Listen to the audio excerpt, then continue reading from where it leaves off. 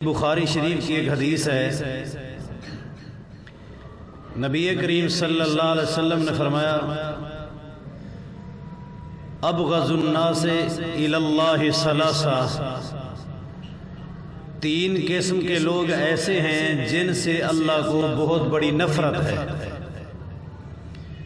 تین قسم کے لوگوں سے اللہ پاک کو بہت بڑی ناراضگی ہے۔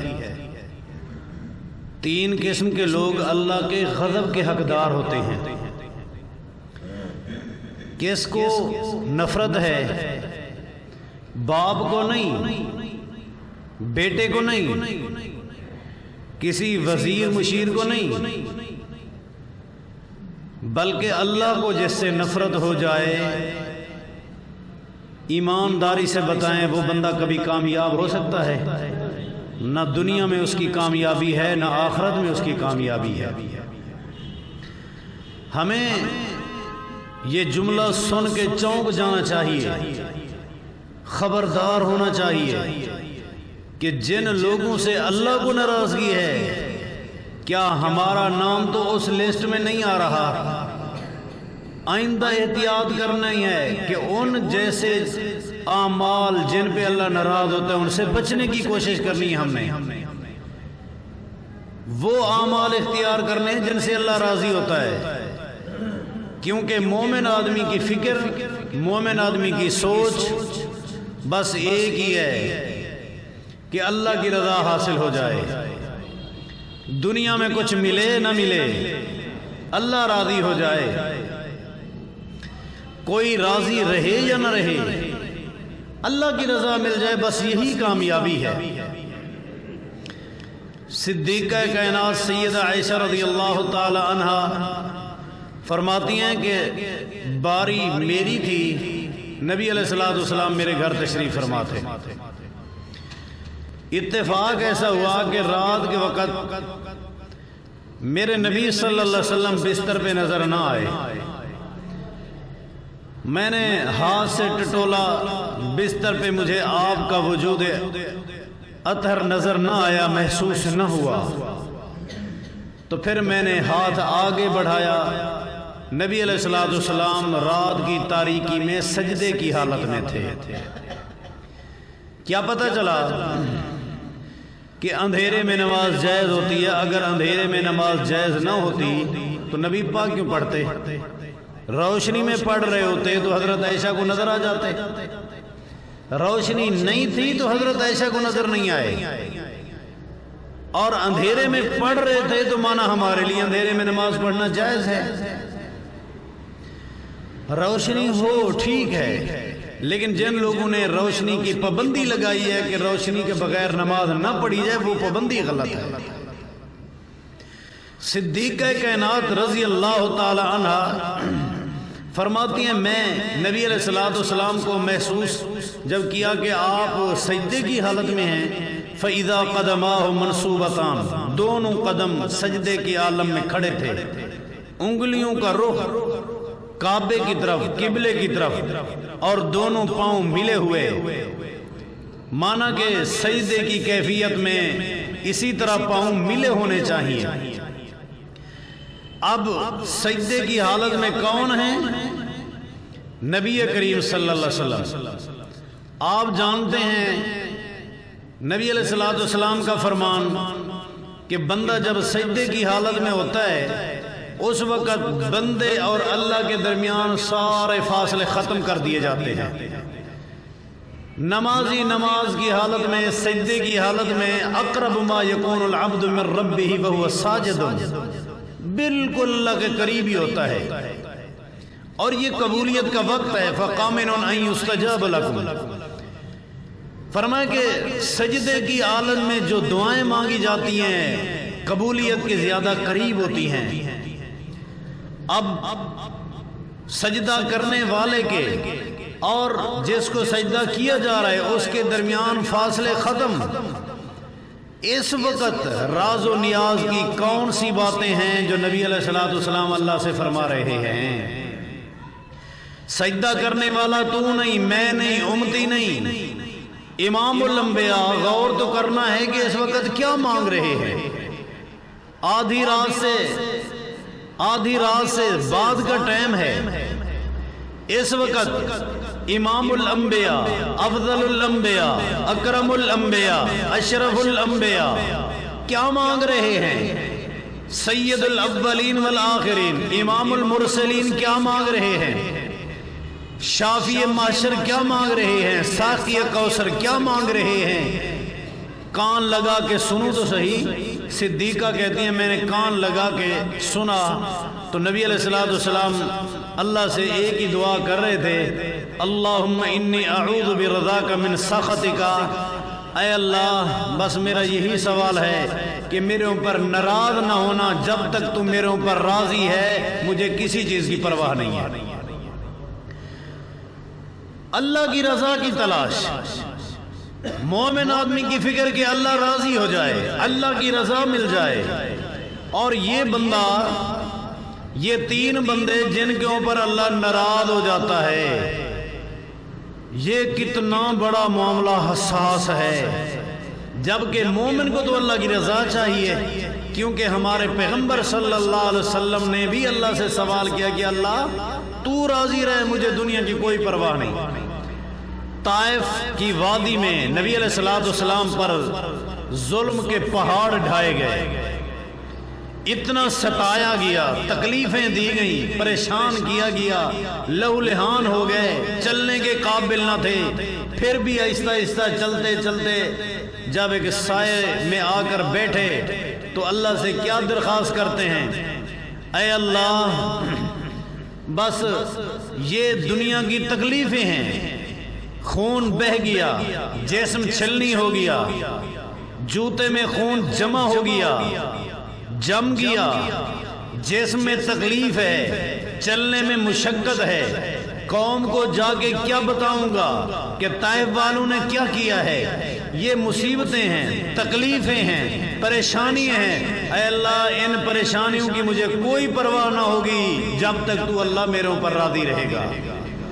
اللہ تو میرے اوپر راضی رہے، تیری رضا مجھے ملتی رہے، اللہ تو راضی رہے، دنیا کی یہ تکلیفیں مجھے کچھ نہیں کہہ سکتی۔ یہ مصائب، یہ تکلیفیں، یہ صدمے، یہ جھیلے جا سکتے ہیں، برداشت کیے جا سکتے ہیں، اللہ تیری رضا مل جائے۔ ہر مومن کی یہی خواہش کہ اللہ کی رضا ملے۔ جس کا کلمہ پڑھا وہ پیغمبر بھی اللہ کی رضا چاہتا ہے، تو وہ لوگ جن سے اللہ کی رضا ختم، ناراضگی آ گئی، اللہ کو نفرت آ گئی، وہ کون لوگ ہیں؟ ان کے بارے ہمیں معلومات کرنی چاہیے اور ان گناہوں سے بچنا چاہیے جن گناہوں کی وجہ سے اللہ کی ناراضگی آتی ہے۔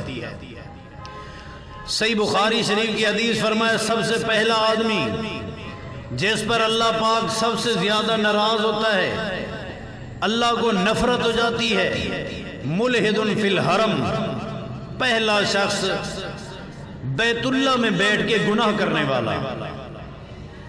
بیت اللہ میں گناہ کرنا، گناہ تو گناہ ہے، لیکن اس گناہ کی نسبت بعض شخصیات سے ہو جائے سزا بڑھ جاتی ہے، گناہ کی نسبت بعض مقامات سے ہو جائے سزا بڑھ جاتی ہے، گناہ کی نسبت بعض اوقات کے ساتھ ہو جائے سزا بڑھ جاتی ہے۔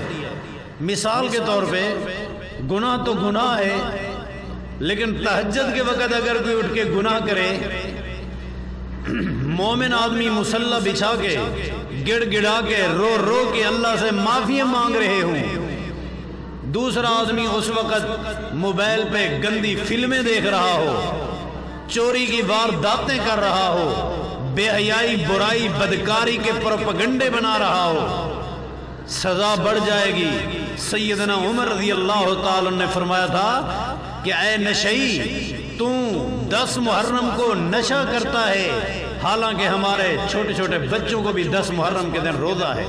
روزے والے دن یہ کھانا پینا، روزہ نہ رکھنا ایک جرم، پھر نشے جیسا جرم، سزا بڑھ جاتی ہے۔ بعض اوقات کے ساتھ گناہ کی نسبت ہو جائے سزا بڑھ گئی، بعض شخصیات کے ساتھ نسبت ہو جائے تب بھی سزا بڑھ جاتی ہے۔ گناہ تو گناہ ہے، سباب المسلم فسوق، مسلمان کو گالی دینا گناہ ہے، وقتالہ کفر، قتل کرنا کفر کے مانند ہے، یہ گناہ ہے۔ لیکن یہی گالی اگر ماں باپ کو دی جائے تو سزا بڑھ جاتی ہے۔ لعن اللہ من سب والدہ، جس نے ماں باپ کو گالی دی وہ لعنتی بن جاتا ہے۔ لعنتی کوئی چھوٹا لفظ ہے؟ ہمارا معاشرہ لفظ لعنتی کو کوئی عام جملہ سمجھتا ہے۔ لفظ لعنت جس کے اوپر بول دی جائے، صحابہ کہتے ہیں ہم سمجھتے ہیں یہ پکا جہنمی ہے۔ لعنت کا معنی رحمت سے دوری، جنت سے دوری، اللہ سے دوری، اور جہنم کا قرب۔ یہ بندہ لعنتی، مائیں بغیر سوچے سمجھے اپنی اولاد کو لعنتی کہہ دیں، بڑا گناہ ہے۔ صحیح بخاری جلد ثانی حدیث پڑھ کے سناتا ہوں، پہلی دفعہ سننے والے آدمی کا تو عقل ہی قبول نہ کرے، عقل ہی نہیں قبول کرے گا۔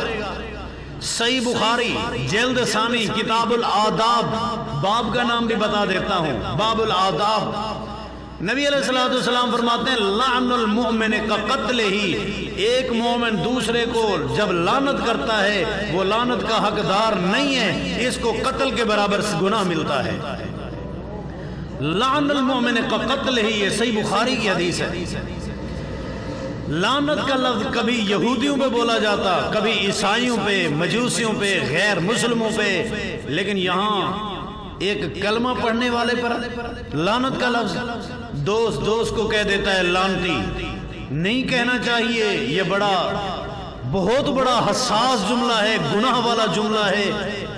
ایسا جملہ بغیر سوچے سمجھے مسلمان پر کہہ دے بندہ، بہت بڑا گناہ ہے۔ پیارے بھائیو، گالی تو گالی ہے، گالی تو گناہ ہے، پر یہی گالی والدین کو دی جائے تو سزا بڑھ جاتی ہے۔ نبی علیہ الصلوۃ والسلام نے کیا فرمایا؟ لعن اللہ من سب والدی، وہ تو لعنتی بن گیا جس نے ماں باپ کو گالی دی۔ صحابہ کرام نے پوچھا اللہ کے رسول صلی اللہ علیہ وسلم کون بدبخت ہے جو اپنے ماں باپ کو گالی دے؟ اپنے ماں باپ کو کون دیتا ہے؟ آپ نے فرمایا یسب الرجل ابا الرجل، ایک آدمی دوسرے بھائی کے باپ کو گالی دیتا ہے، جواباً وہ اس کے باپ کو دیتا ہے، گویا کہ اس نے اپنے باپ کو خود ہی گالی دی ہے۔ تو اس کی ماں کو گالی دیتا ہے، وہ تیری ماں کو جواباً، گویا کہ اپنی ماں کی بے عزتی تو نے کرائی ہے۔ جھوٹ جھوٹ ہے، جھوٹ گناہ ہے، لیکن یہی جھوٹ اگر کسی عظیم شخصیت پہ بولا جائے سزا بڑھ جاتی ہے۔ یہی جھوٹ اگر امام الانبیاء کے اوپر بولا جائے، نبی علیہ الصلوۃ والسلام نے فرمایا نہیں، کوئی آدمی کہہ دے کہ نبی نے فرمایا ہے، یہ جملہ کہنے سے، نبی پاک پر جھوٹ بولنے سے فرمایا کہ اس کی سزا اتنا بڑھ جاتی ہے کہ من کذب علی متعمدا فلیتبوأ مقعدہ من النار، جس نے نبی پہ جھوٹ بولا، نبی پاک فرماتے ہیں اس نے اپنے ہاتھ سے جہنم میں اپنا گھر خود ہی بنایا ہے۔ ہمیں یہاں سوچنا چاہیے کہ بات بات پہ کہہ دیتے ہیں یہ بھی حدیث ہے، یہ بھی حدیث ہے، کہاں ہے حوالہ؟ کس کتاب میں لکھا ہوا ہے؟ آپ نے پڑھا ہے؟ نہیں پڑھا۔ کہیں آپ نے اس کی تحقیق کی ہے محقق علماء سے؟ نہیں کی، تو بات بات پہ ہر بات کو حدیث کیوں کہہ دیتے ہو؟ بغیر تحقیق کے ہر بات کو حدیث مت کہو، یہ نبی پر جھوٹ بن جاتا ہے۔ نبی نے فرمایا نہیں، تم کہہ دو کہ نبی نے فرما دیا ہے۔ دیکھو جھوٹ گناہ تھا، پر رسول پہ بولا گیا تو سزا کتنا بڑھ گئی، جہنم میں گھر بن گیا نبی پر جھوٹ بولنے کی وجہ سے۔ اور یہی جھوٹ اگر اللہ کی ذات پہ بولا جائے تو فرمایا من اظلم ممن کذب علی اللہ، اللہ پہ جھوٹ بولنے والے سے بڑا ظالم کائنات میں کوئی اور ہے ہی نہیں۔ اللہ پر جھوٹ بولنے والا بہت بڑا ظالم ہے، بہت بڑا ظالم ہے۔ جس کو قرآن کہے کہ بڑا ظالم ہے وہ کب کامیاب ہو سکتا ہے؟ یہ مسئلہ جی قرآن میں ہے، یہ مسئلہ قرآن میں ہے، دیکھا ہے آپ نے؟ تحقیق کی ہے؟ بغیر تحقیق کے اللہ پر جھوٹ بولتے ہو۔ یہی تو وجہ ہے نبی علیہ الصلوۃ والسلام نے فرمایا تھا کہ لوگو میں تمہارے اندر لقد لبثت فیکم سنینا، تمہارے اندر میں 40 سال کی زندگی گزار چکا ہوں۔ 40 سالہ زندگی میں نے کسی بندے پہ جھوٹ نہیں بولا. کسی بندے پر میرا جھوٹ ثابت کرو. جو شخصیت 40 سالہ زندگی میں کسی انسان پہ جھوٹ نہ بولے وہ یکا یک پھر اللہ پہ جھوٹ بولنا شروع کر دے کہ اللہ نے قرآن نازل کیا، جبریل آ رہا ہے، حالانکہ آیا نہ ہو. ممکن ہے بھلا؟ 40 سال تک بندے پر جھوٹ نہیں بولتا، کیا وہ اللہ پر جھوٹ بول سکتا ہے؟ نہیں، بلکہ یہ قرآن وحی من اللہ ہے، منزل من اللہ ہے، یہ اللہ کا دین ہے. قرآن بھی اللہ کی طرف سے نازل، حدیث بھی اللہ کی طرف سے نازل ہے. بات یہ عرض کر رہا تھا کہ گناہ تو گناہ ہے، اگر اس کی نسبت بعض شخصیات سے ہو جائے، بعض اوقات سے ہو جائے، سزا بڑھ جاتی ہے. اگر گناہ کی نسبت بعض مقامات سے ہو جائے تب بھی سزا بڑھ جاتی ہے. مثلا گناہ تو گناہ ہے، ایک آدمی مسجد میں بیٹھ کے گناہ کرے سزا بڑھ جائے گی. لیکن یہی گناہ پھر بیت اللہ کے اندر بیٹھ کے کرے، بیت اللہ میں بیٹھ کے جھوٹ بولے، بیت اللہ میں بیٹھ کے شراب پیے، بیت اللہ میں بیٹھ کے غیر شرعی کام کرے. شرک ہے، پر بیت اللہ میں کھڑے ہو کے پھر غیر اللہ کو پکارے، سزا بڑھ جاتی ہے. یہ بیت اللہ میں کیوں گیا ہے؟ حج کرنے کے لیے نہیں، عمرہ کرنے کے لیے نہیں، طواف کرنے کے لیے نہیں، تلاوت قرآن کرنے کے لیے نہیں، بلکہ ملحد فی الحرم، حرم کے اندر بے دینی اختیار کرنے کے لیے کہ حرم میں بیٹھ کے، بیت اللہ میں بیٹھ کے میں فلاں گناہ کروں گا.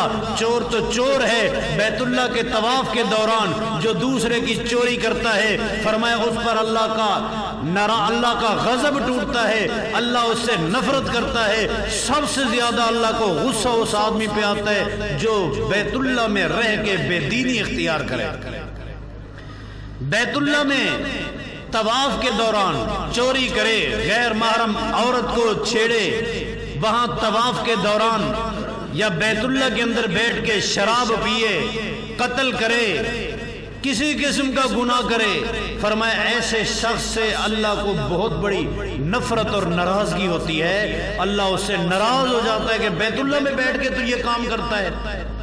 میں نے حدیث پڑھی ہے صحیح بخاری کی کہ 3 قسم کے لوگ جن سے اللہ کو بہت بڑی ناراضگی ہے، بہت بڑی ناراضگی. سب سے پہلا شخص وہ ہے جو ملحد فی الحرم، بیت اللہ میں بیٹھ کے اللہ کی نافرمانی کرے، گناہ کرے. جو بھی گناہ ہیں وہ سارے گناہ جو بھی وہاں کرے گا اللہ کی نفرت اس سے بڑھ جائے گی، سزا بڑھ جائے گی اس کی. نمبر 2 وہ مجرم، وہ گناہگار جس سے اللہ کو بڑی نفرت ہے، مبتغن فی الاسلام سنت الجاہلیہ، اسلام میں داخل ہونے کے بعد پھر جہلیت والے طریقے اختیار کرے. اسلام میں آنے کے بعد پھر کہے کہ نہیں وہ طریقہ جو ہمارے بڑے کرتے آئے. آپ کو یاد ہے، آپ نے سنا ہوگا، پڑھا ہوگا کہ نبی علیہ الصلوۃ والسلام نے آ کے بیت اللہ کے گرد و نواح مکے اور مدینے میں بت ڈھائے، طاغوت مٹائے، طاغوتوں کا، بتوں کا قلع کما کیا. نبی علیہ الصلوۃ والسلام نے جو بت ڈھائے تھے ان میں سے بڑے بت یہ لات منات عزا نہیں تھے، لات منات عزا نہیں، بلکہ بڑے بت اس سے ہٹ کر تھے. 360 بت جو بیت اللہ میں نصب تھے یہ بڑے بت نہیں تھے.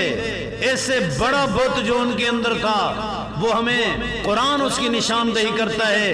اس کی اصل ان کی جو بات تھی کہ جب عقیدہ لینے کی بات آتی، جب کسی عمل لینے کی بات آتی، جب کوئی مسئلہ پوچھنے کی بات آتی تو ان کے اندر سب سے بڑا بت یہ تھا، کہتے تھے کہ انا وجدنا علیہ آباءنا، بس یہ کام ہم اس لیے کرتے ہیں کیونکہ ہمارا باپ دادا کرتا تھا، یہ ہماری وجہ ہے کرنے کی. یہ تمہارا عمل کہاں سے لیا گیا؟ قرآن سے، حدیث سے، تورات سے، انجیل سے، حدیث موسیٰ سے، حدیث عیسیٰ سے؟ نہیں، بس انا وجدنا علیہ آباءنا. لات منات عزا یہ بت تھے، لیکن اس سے بڑا بت یہ تھا کہ ہمارے باپ دادا کرتے تھے، بس ہم اس لیے کرتے ہیں. انا وجدنا علیہ آبانا، اسی بت نے ان کو گمراہ کیا۔ جب ابو طالب موت و حیات کی کش مکش میں تھا، نبی علیہ الصلوۃ والسلام بیمار پرسی کرنے گئے، ابو طالب کے دو گندے دوست بیٹھے تھے۔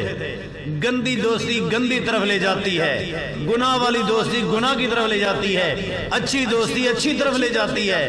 نبی علیہ الصلوۃ والسلام نے دیکھا میرے چچے کے آخری لمحات ہیں، تو دعوت دین دی، یا عم قل لا الہ الا اللہ احاج بہا عند اللہ، چچا کہہ دیں لا الہ الا اللہ، اسی کو میں دلیل بنا کے اللہ کے سامنے جاؤں گا، سفارش کروں گا۔ اللہ، میرے چچے نے مرتے دم تو کلمہ پڑھ دیا تھا۔ دونوں دوست کہنے لگے اترغب عن ملت عبد المطلب، باپ دادے کے دین کو چھوڑتا ہے، عبد المطلب کے دین کو چھوڑتا ہے۔ یہ سب سے بڑا بت تھا، لات بھی چھوڑا جا سکتا ہے، منات بھی چھوڑا جا سکتا ہے، لیکن یہ بت ان سے خطرناک ہے۔ آج تیرے میرے معاشرے میں بھی تو یہی معاملات ہیں، یہ کیوں کرتے ہو وہ کیوں کرتے ہو، جی ہمارے باپ دادا کرتے تھے، بھلا وہ جہل تھے، وہ غلط تھے، آپ ان کو گمراہ کہتے ہو۔ بھائی ہم کسی کے اوپر فتوے نہیں لگاتے، بس ہم وہی کو کچھ کہتے ہیں جو سیدنا ابراہیم نے اپنے باپ کو کہا تھا۔ سیدنا ابراہیم علیہ السلام نے بابا کو کہا بتوں کی پوجا چھوڑو، انہوں نے کہا نہیں میں باپ ہوں تیرا، تو میرا بیٹا ہے، تو میری بات مان۔ بیٹے نے جواب دیا یا ابت انی قد جانی من العلم ما لم یاتک فاتبعنی اهدک صراطا سویا۔ اے ابا جی، یہاں باپ دادے کی بات نہیں، یہاں قد جانی من العلم، جو اللہ کی طرف سے علم آ جائے، جس کے پاس آ جائے وہ حق ہے، اللہ کا بھیجا ہوا علم، اس کو ہم نے سینے سے لگانا ہے، اس پہ عمل کرنا ہے۔ یہ نہیں دیکھنا کہ باپ کیسا تھا، دادا کیسا تھا، وہ اپنا حساب خود دیں گے، ہم نے دیکھنا ہے کہ حق کیا ہے، ہم نے حق پہ عمل کرنا ہے۔ قد جانی من العلم ما لم یاتک فاتبعنی اهدک صراطا سویا۔ چچے نے کہا اے بھتیجے، ابو طالب کہہ رہا ہے پیارے نبی علیہ الصلوۃ والسلام کو کہ میں سمجھتا ہوں وَلَقَدْ عَلِمْتُ أَنَّ دِينَ مُحَمَّدٍ خَيْرُ أَدْيَانِ الْبَرِيَّةِ دِينًا، میں مانتا ہوں، میرا یقین ہے کائنات میں میرے بھتیجے جناب محمد صلی اللہ علیہ وسلم کے دین جیسا سچا دین کسی کے پاس نہیں۔ میں مانتا ہوں، تسلیم کرتا ہوں، تو بالکل برحق ہے، بس لولا الملامت او ہزار مسبتا لوجدتنی سمہم بذاک مبینا، بس میں باپ دادے کے دین کو نہیں چھوڑ سکتا۔ لوگ کہیں گے کہ باپ دادے کا دین چھوڑ گیا ہے، وجدنا علیہ آبانا، یہ بت اصل میں آڑے ہے۔ حق قبول کرنے کے سامنے ایک دیوار ہے جو حق قبول نہیں کرنے دیتا۔ آپ جانتے ہیں ہجرت کے 6 سال نبی علیہ الصلوۃ والسلام نے مختلف ملکوں کی طرف، بادشاہوں کی طرف خط لکھے۔ قیصر روم کی طرف بھی خط لکھا۔ قیصر روم بادشاہ، اس نے ایک وفد بلوایا، 30 لوگوں پہ مشتمل مکے کے مشرکین و کفار کی ایک جماعت نے قیصر روم کے سامنے انٹرویو دیا۔ سوال پر سوال اس نے کیے، سارے سوالوں کے جواب میں مکے کے مشرکین نبی پاک کی تعریف ہی تعریف کر رہے ہیں۔ نبی علیہ الصلوۃ والسلام کی کردار کشی تو ان کی جرت ہی نہیں تھی، نہیں ثابت کر سکتے پیارے پیغمبر پہ کے کریکٹر پہ کوئی اعتراض۔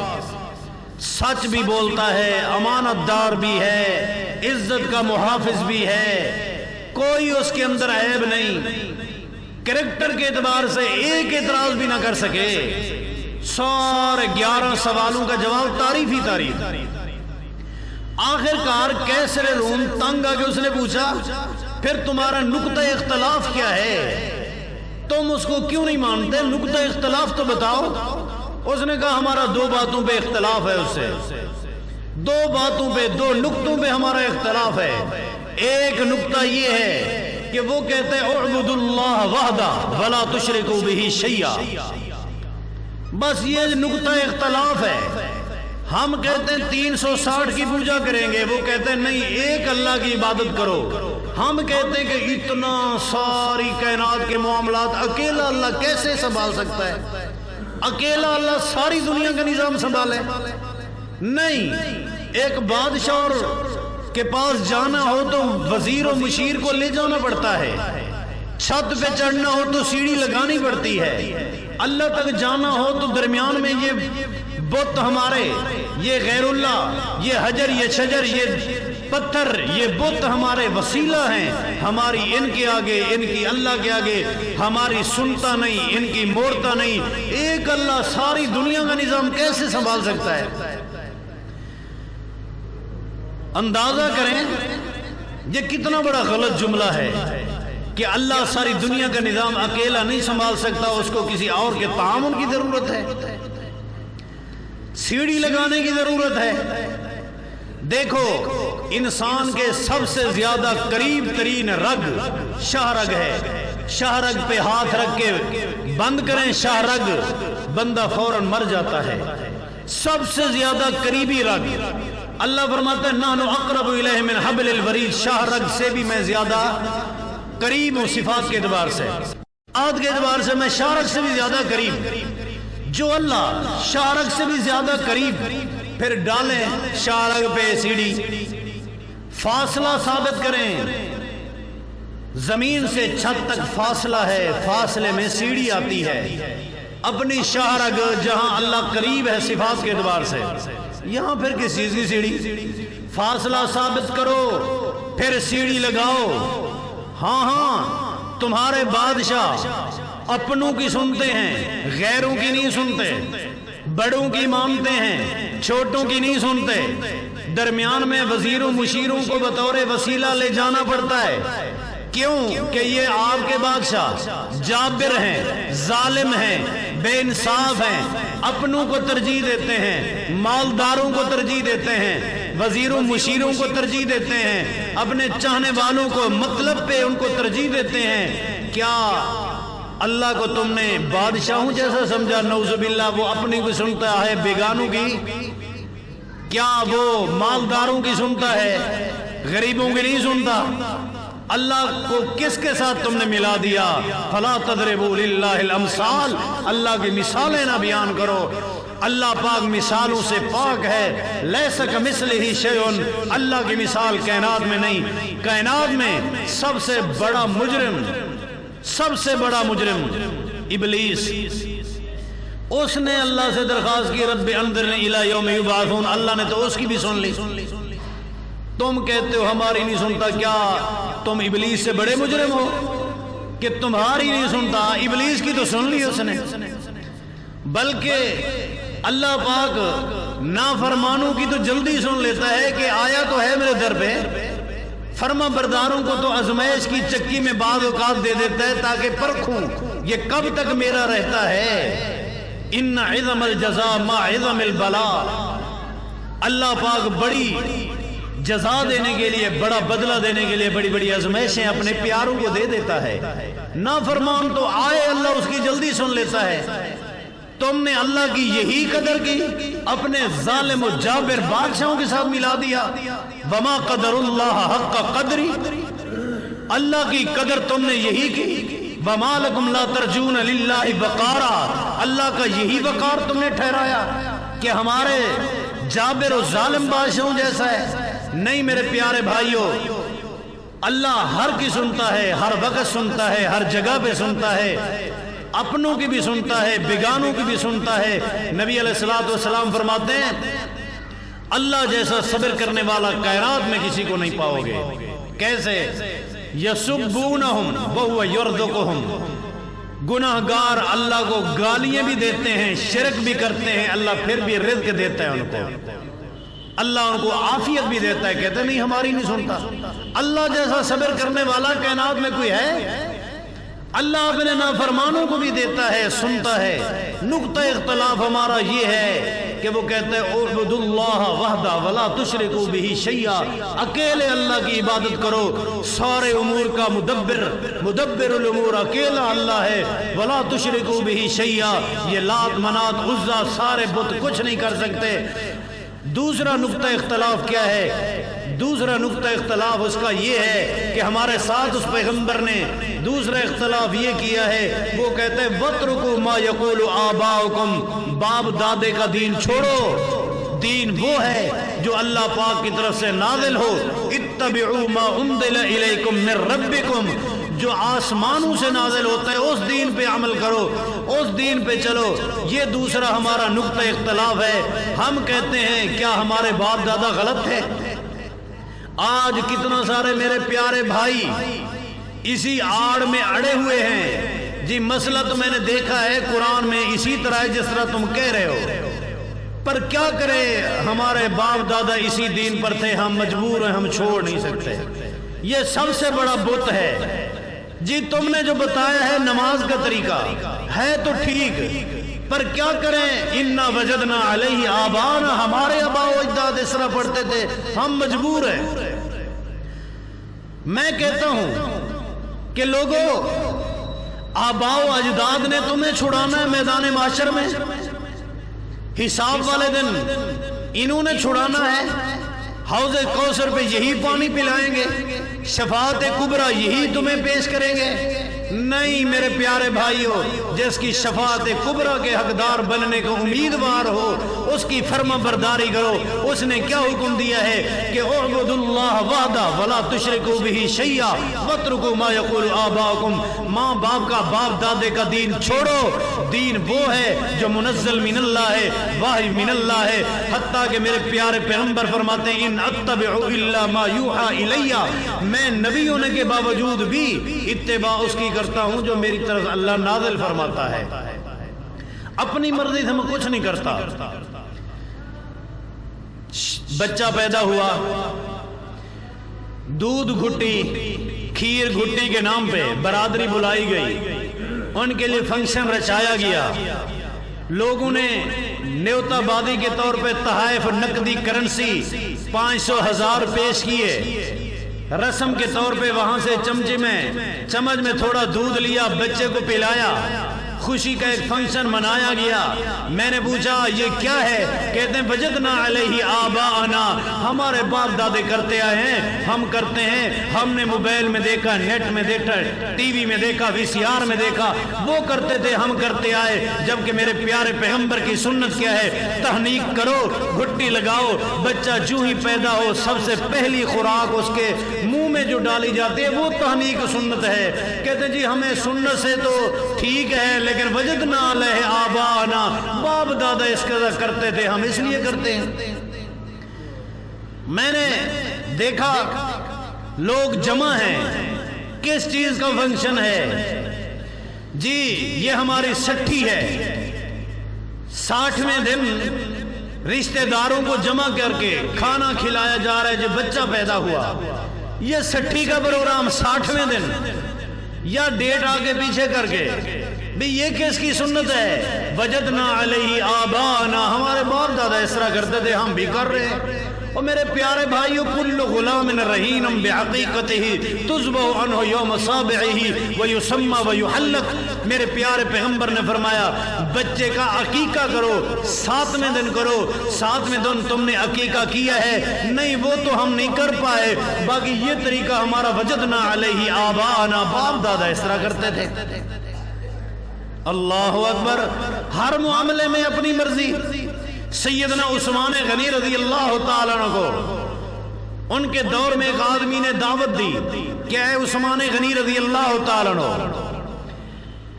میرے پاس پہلی بیوی آئی، بچہ پیدا نہ ہوا، دوسری شادی کی اولاد نہ ہوئی، تیسری شادی کی اولاد نہ ہوئی، چوتھی شادی میں اللہ نے بچہ دیا ہے۔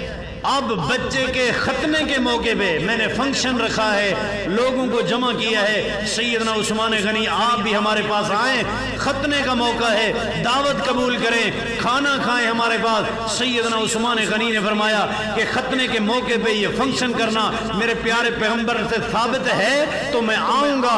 اگر نبی کے دور میں صحابہ کے بچے پیدا ہوئے انہوں نے ختنے کے موقع پہ فنکشن نہیں کیا تو پھر میں بھی نہیں آؤں گا۔ جو نبی علیہ الصلوۃ والسلام سے طریقہ ثابت ہے وہ ہمارے لیے سنت ہے۔ یہ کیا ہے کہ وجدنا علیہ آباءنا، ہمارے باپ دادا کرتے تھے، کہتے آئے کرتے آئے۔ مبتغن فی الاسلام سنت الجاہلیہ، کلمہ بھی پڑھ لیا، جہلیت والے طریقے بھی ہمارے اندر۔ باپ دادا جس کی تو عدالت میں فیور کر رہا ہے، گواہیاں پیش کر رہا ہے، رشوتیں دے رہا ہے، سفارشیں لڑا رہا ہے، سورسز لڑا رہا ہے، کیا یہ حق پر ہے؟ نہیں، حق پر نہیں، بس میں تو قوم کا ساتھ دے رہا ہوں۔ کیا یہ قوم پرستی اسلام میں ہے؟ جی وجدنا علیہ آبانا، ہمارے باپ دادا قوم پرستی کرتے تھے، ہم بھی کرتے ہیں۔ نہ میرے پیارے بھائی، حق کا ساتھ دو، جو باطل پہ ہے وہ تیرا باپ کیوں نہ ہو، بیٹا کیوں نہ ہو، بھائی کیوں نہ ہو، اس کا ساتھ نہیں دینا، جو حق پہ ہے اس کا ساتھ دو۔ مبتغن فی الاسلام سنت الجاہلیہ، امام مالک رحمہ اللہ فرماتے ہیں انما السنت بمنزلت سفینۃ نوح علیہ السلام۔ لوگوں، دین اسلام قبول کرنے کے بعد میرے پیارے پیغمبر کی سنت کو سینے سے لگاؤ۔ سنت اس طرح ہے جس طرح حضرت نوح علیہ السلام کے دور کی کشتی تھی، پانی کا طوفان آیا، زمین سے بھی پانی، وفارت تنور، اوپر سے بھی بارش کا پانی، لوگ غرق ہو رہے ہیں، بس وہی بچے جو سیدنا نوح علیہ السلام کی کشتی پہ سوار ہو گئے، وہی نجات پا گئے۔ من راقبہا نجا، جو چڑھ گئے کشتی پہ نجات پا گئے، باقی سارے غرق ہو گئے۔ انما السنہ، میرے پیارے پیغمبر کی سنت جس طرح نوح علیہ السلام کے دور کی کشتی تھی، من راقبہا، جس نے کشتی کو اپنایا نجات پا گیا، جس نے میرے پیارے پیغمبر کی سنت کو اپنایا وہ جنت کا وارث بن گیا، بھلے وہ آنے والا دور کا سلمان فارسی کیوں نہ ہو، جنت لے گیا، بڑے دور سے آنے والا صہیب رومی کیوں نہ ہو، جنت لے گیا، وہ دور سے آنے والا بلال حبشی کیوں نہ ہو، جنت لے گیا، سنت کی کشتی پہ سوار ہو گیا۔ اور جس نے سنت والی کشتی پہ سواری اختیار نہ کی وہ برباد ہوا، بھلے وہ پیارے پیغمبر کا سگا چچا ابو جہل کیوں نہ ہو، ابو لہب کیوں نہ ہو، اس نے سنت کو نہیں اپنایا، ناکام رہا۔ مبتغن فی الاسلام، اسلام میں بھی داخل ہو گئے ہو، پھر تو سنت کو سینے سے لگاؤ۔ لا تقدموا بین یدی اللہ ورسولہ، اللہ رسول کے حکم سے آگے نہ بڑھو، جہاں تک شریعت اجازت دیتی ہے وہاں تک چلو۔ سیدنا عمر رضی اللہ تعالیٰ عنہ کو یہودیوں نے تانا دیا کہ یہ آیت جو تمہارے اوپر نازل ہوئی اگر ہمارے اوپر نازل ہوتی تو ہم اس دن کو عید کا دن مناتے، اس دن عید مناتے ہم۔ کون سی آیت؟ اليوم اکملت لکم دینکم واتممت علیکم نعمتی ورضیت لکم الاسلام دینا۔ اللہ فرماتے ہیں اليوم اکملت لکم، او لوگو آج کے دن میں نے دین مکمل کر دیا، دین مکمل کر دیا۔ جس دین کو اللہ فرمائے میں مکمل کر چکا ہوں، اس کو کوئی کہے کہ نہیں کمی ہے، فلاں پوری کرے گا، فلاں کی فقہ سے دین مکمل ہوگا، فلاں کی سوچ سے، فلاں امام کی فکر سے، اس کی فقاہت سے، نہیں میرے پیارے بھائیو، اللہ کا فرمان برحق اليوم اکملت لکم دینکم، تمہارا دین مکمل ہے، اور وہ دین مکمل واتممت علیکم نعمتی، دین میرا نعمت ہے، یہ تمہیں میں نے مکمل نعمت دے دی ہے۔ ورضیت لکم الاسلام دینا، چن چن کے میں نے تمہارے لیے دین پسند کیا ہے، وہ دین اس کا نام اسلام ہے۔ جس دین کو اللہ چن چن کے نام اسلام رکھے وہ کتنا چنیدہ پیارا ہوگا۔ فرمایا یہ تمہارا چنیدہ دین ہے، پیارا دین ہے دین اسلام۔ جی ہاں پیارا دین۔ سیدنا عمر رضی اللہ تعالیٰ فرماتے ہیں اے یہودی تو کہتا ہے کہ تم اس دن جس دن دین مکمل ہوتا ایک عید مناتے، ہم نے تو اس دن دو عیدیں منائی تھی۔ مجھ سے پوچھو فی ای یوم انزلت، کس دن یہ آیت نازل ہوئی، فی ای مقام انزلت، کس جگہ پہ نازل ہوئی، کس مہینے میں نازل ہوئی، کس سال نازل ہوئی۔ ہجرت کا سال 10واں ہے، مہینہ 12واں ہے، مہینے کا نام ذوالحجہ ہے، تاریخ 9 ہے، میدان عرفات کا ہے، حاجی حج کے میدان میں ہیں، حج پڑھانے والے نبیوں کے سردار ہیں، نبی علیہ الصلوۃ والسلام میدان عرفات میں، وہاں یہ آیت نازل ہوئی نادلوی اليوم اکملت لکم دینکم واتممت علیکم نعمتی ورضیت لکم الاسلام دینا. دن جمعے کا تھا اور جمعہ ہم مسلمانوں کے لیے عید کا دن ہوتا ہے. ایک عید جمعہ اور پھر حج کا دن تھا. حج بھی مسلمانوں کے لیے عید ہوتا ہے. ہم نے حج کی خوشی بھی منائی, جمعے کی خوشی بھی منائی. ہم نے تو دو عیدیں منائی, تم ایک عید کہتے ہو. جب یہ آیت نازل ہوئی اليوم اکملت لکم, نبی علیہ السلام نے میدان عرفات میں لاکھ سے بڑے مجمع کے سامنے خطاب کیا. لاکھ سے بڑا مجمع.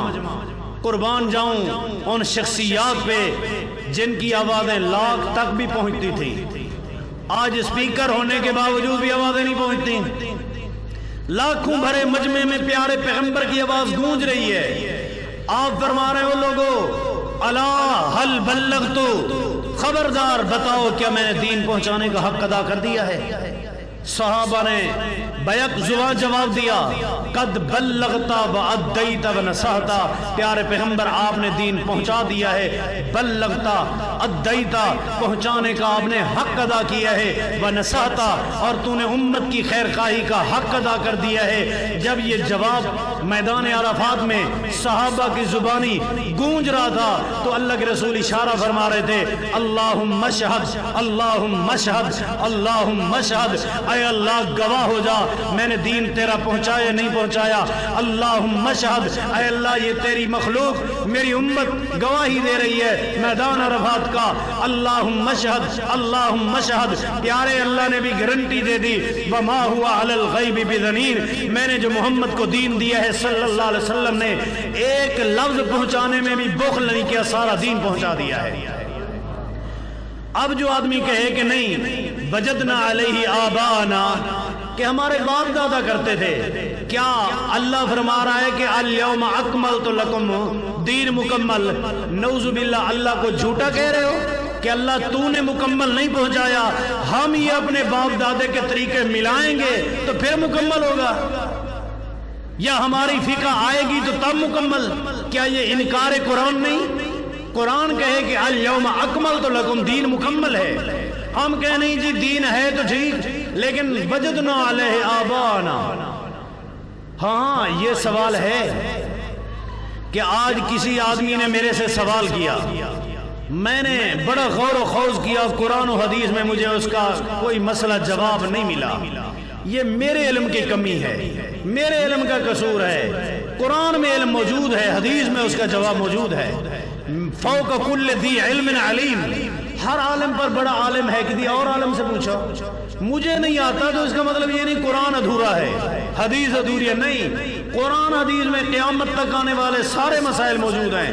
کل العلوم فی القرآن ولکن تقاثر عنہ افہام الرجال. یہ ہمارے علم کی کمی ہے, ورنہ علم تو اللہ نے قیامت تک کے لیے ہمیں دے دیا ہے. اللہ اکبر. الیوم اکملت لکم, اللہ نے فرمایا دین مکمل میں نے دے دیا. تم نے کہا قرآن برحق ہے, پھر کیوں کہتے ہو کہ فلاں چیز ملائیں گے تو دین مکمل ہوگا؟ کیا یہی الزام ہے کہ اللہ نے تو مکمل دیا پھر نبی نے نہیں پہنچایا؟ صحابہ کی شہادت پہ یقین نہیں, اللہ نے بھی پہنچا دیا, رسول اللہ صلی اللہ علیہ وسلم نے بھی صحابہ تک پہنچا دیا. کیا پھر صحابہ نعوذ باللہ آگے نہیں پہنچاتے تھے؟ نہیں, اللہ نے بھی مکمل دین دیا, نبی نے بھی پہنچایا, رسول اللہ صلی اللہ علیہ وسلم نے صحابہ کو دیا, صحابہ نے تابعین محدثین کو دیا. آج ہم تک وہ دین آیا, وہ دین مکمل ہے. اس دین میں یہ کہنا کہ نہیں فلاں بھی ہمارا باپ دادے کا دین طریقہ آئے, فلاں بھی باپ دادے کا طریقہ آئے, یہ غلط ہے. جو آدمی یہ نظریہ رکھتا ہے مبتغن فی الاسلام, اسلام قبول کرنے کے بعد سنت الجاہلیہ پہلے طور طریقے داخل کرنا چاہتا ہے, ایسے بندے پہ اللہ کو بڑی نفرت ہوتی ہے, غصہ آتا ہے, اللہ کو بڑا غضب آتا ہے کہ یہ اسلام کے اندر داخل ہو کے پھر باپ دادے کے دین کو لے آتا ہے.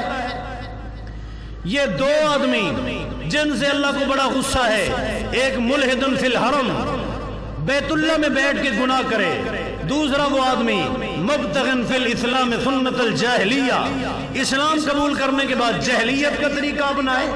تیسرا وہ آدمی جس سے اللہ کو بڑی نفرت ہے, وہ کون سا ہے؟ مطلب دم امرئ مسلم بغیر حق ہی, کسی دوسرے مسلمان کا قتل کرے، خون بہائے بغیر حق کے۔ بغیر حق کے کیا معنی؟ حق قتل بھی ہے، یہ تو نہ حق ہوا نا۔ حق کیا ہے قتل کرنا؟ جی ہاں، وَلَكُمْ فِي الْقِصَاصِ حَيَاةٌ يَا أُولِي الْأَلْبَابِ، تین حق ہیں قتل کرنے۔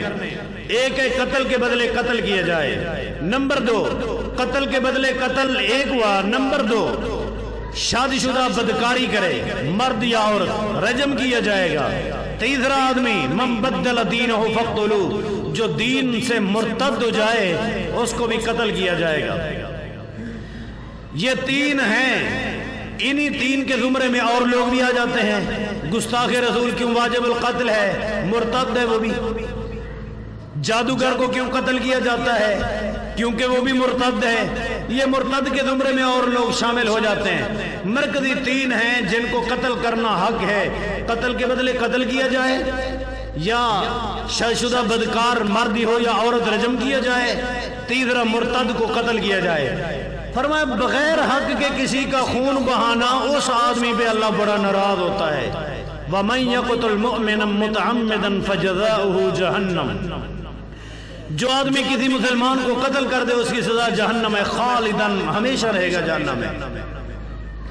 وَغَضِبَ اللَّهُ عَلَيْهِ، قتل کرنے والے پہ اللہ کا غضب ٹوٹتا ہے، قہر نازل ہوتا ہے، اللہ کی نفرت ہوتی ہے اس آدمی پہ جو قتل کرے۔ وَلَعْنَهُ، اللہ کی لعنت برستی ہے۔ فرمایا وَأَعَدَّ لَهُ عَذَابًا عَظِيمًا، اللہ نے اس کے لیے بہت بڑا عذاب تیار کر رکھا ہے۔ قتل کرنے والے آدمی کے لیے بہت بڑا عذاب ہے۔ اندازہ کریں قتل کتنا بڑا جرم ہے، لعنت بھی اس پہ برستی ہے، غضب بھی اس پہ برستا ہے، ہمیشہ جہنم بھی وہی رہتا ہے، عذاب عظیم کا حقدار بھی وہی ہے۔ اتنا بڑا جرم ہے، اتنا بڑا جرم۔ نبی علیہ الصلوۃ والسلام نے فرمایا اذا التقى المسلمان بسيفيهما فالقاتل والمقتول كلاهما في النار، جب دو آدمی آپس میں لڑتے ہیں جگرتے ہیں، ایک اس کو تلوار چلاتا ہے وہ اس کے اوپر تلوار چلاتا ہے، قاتل والمقتول، مرنے والا مارنے والا دونوں جہنم میں جائیں گے۔ انہوں نے پوچھا قاتل کا تو جرم سمجھ آ رہا ہے کہ اس نے قتل کیا ہے، مقتول کا کیا جرم ہے؟ فرمایا کہ مقتول کا جرم یہ ہے کہ انہو کان حریصا علی قتل اخی، یہ کوشش کر رہا تو میں اس کو قتل کر لوں، اور بات ہے اس کا وار نہ چلا، اس کا چل گیا، ارادہ تو اس کا بھی تھا قتل کا۔ نبی علیہ الصلوۃ والسلام فرماتے ہیں قتل کرنے والا آدمی جہنمی ہے، جو آدمی تھوڑا سا خون بہائے کسی کا اس کو بھی سزا ہے، تھوڑا سا نقصان پہنچائے، زخم کرے، قطرے خون کے بہہ جائیں، اس کی بھی سزا ہے۔ مثال کے طور پر ایک آدمی دوسرے آدمی کو اتنا زخم لگاتا ہے، خون بہتا ہے، کأنما یذبح الدجاجہ، جس طرح کہ مرغی ذبح کرتے وقت خون کے چند قطرے گرتے ہیں، اتنا خون کرنے والا قیامت والے دن اللہ کی عدالت میں جائے گا، باقی نیکیوں کی وجہ سے جنت میں جانے کا آرڈر ملے گا، جنت میں چلا جا، لیکن یہی چند قطرے حال بینہ و بینہا، اس کے درمیان اور جنت کے درمیان حائل ہو جائیں گے کہ اے اللہ اس نے خون بہایا تھا، آج یہ جنت کیسے جا سکتا ہے؟ یہی چند قطرے خون کے دیوار بن جائیں گے، حتیٰ کہ اس جنت کے دروازے سے داخل نہیں ہو سکے گا۔ پھر دوسرے دروازے پہ کلما یعرض لأبواب من ابواب الجنت حال بینہ و بینہا، ہر دروازے پہ یہی چند قطرے خون کے دیوار بنتے جائیں گے، ٹھوکریں کھاتا ہوا یہ خون بہانے والا جہنم کی آگ میں آگ گرے گا، کیونکہ اس نے دوسرے کا خون بہایا تھا۔ بات تو لمبی ہوتی جا رہی ہے، سوالوں کی پرچیاں بھی پڑی ہیں، بس انہی الفاظ پہ اکتفا کرتے ہیں، پھر میں دہرا دیتا ہوں۔ آج کی گفتگو میں ہم نے ایک حدیث سامنے رکھی صحیح بخاری شریف کی، جس میں نبی علیہ الصلوۃ والسلام نے فرمایا ابغض الناس الی اللہ ثلاثہ، جن تین لوگوں سے اللہ کو بڑی نفرت ہے۔ گرامر جاننے والے لوگ جانتے ہیں ابغض اسم تفضیل کا صیغہ ہے، جس کا معنی ہوتا ہے بہت بڑی ناراضگی، بہت بڑی نفرت۔ وہ کون لوگ ہیں؟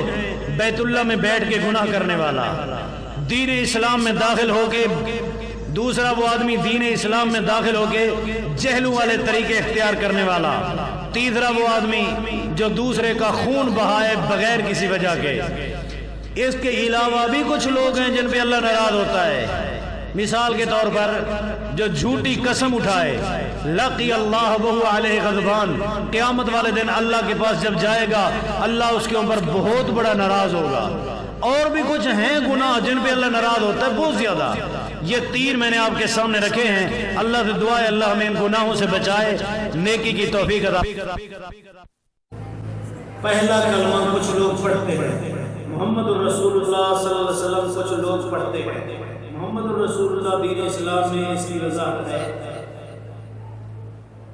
شاید کہ میں جو سمجھ رہا ہوں کہ لا الہ الا اللہ محمد الرسول اللہ، یہ پورا کلمہ کہاں ثابت ہے؟ لا الہ الا اللہ قرآن میں ہے، محمد الرسول اللہ کے الفاظ حدیث میں۔ مجھے یہ سمجھ آئی اگر ان کا مقصد یہ ہے کہ یہ پہلا کلمہ، تیسرا کلمہ، چھٹا کلمہ، تو یہ کلمہ نبی پاک نے کسی صحابی کو 6 کلمے نہیں پڑھائے، آپ نے تو ایک کلمہ پڑھایا۔ نبی کے صحابہ ایک کلمہ پڑھ کے مسلمان ہو گئے، تیرے میرے دور کے لوگ 6 پڑھیں گے تو مسلم ہے ورنہ مسلمان نہیں ہے۔ یہ نبی علیہ السلام کی مختلف دعائیں ہیں، آپ سے ثابت ہیں، ایک کو بحیثیت دعا پڑھیں۔ اسلام قبول کرنے کے لیے ایک ہی کلمہ کافی ہے، یہ 6 کی ترتیب خام خواہ دی گئی ہے، تکلف ہے، تسنع ہے۔ نبی اور صحابہ نے یہ 6 کی ترتیب نہیں دی، یہ ہماری ترتیب ہے۔ جی یہ ایک سوال ہے۔ اگلا سوال یہ ہے کہ مسئلہ مسائل لوگ کہتے ہیں کہ ہم چاند پر جاتے ہیں، پھر کہتے ہیں زمین پر چلتے ہیں۔ لوگ کہتے ہیں کہ ہم چاند پر جاتے ہیں، پھر کہتے ہیں زمین پر چلتے ہیں۔ دیکھیں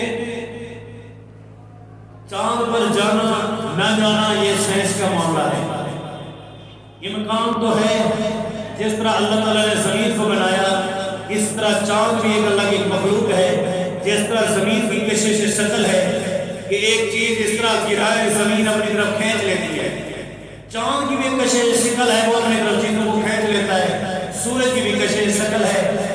یہ سیارے عطارد، مشتری، مریخ جس طرح سیارے ہیں ان کی ایک کشش ہے، یہ ان کے اوپر زندگی گزارنا ممکن تو ہے، لیکن میری ناقص تحقیق کے مطابق یہ افواہیں ہیں کہ چاند پر دنیا لوگ پہنچے ہیں، میری تحقیق کے مطابق پہنچا کوئی نہیں۔ واللہ اعلم، یہ دنیا کی بات ہے، جو دنیا کے معاملات سے زیادہ واقف ہے اس کے بارے میں وہ کہہ سکتے ہیں۔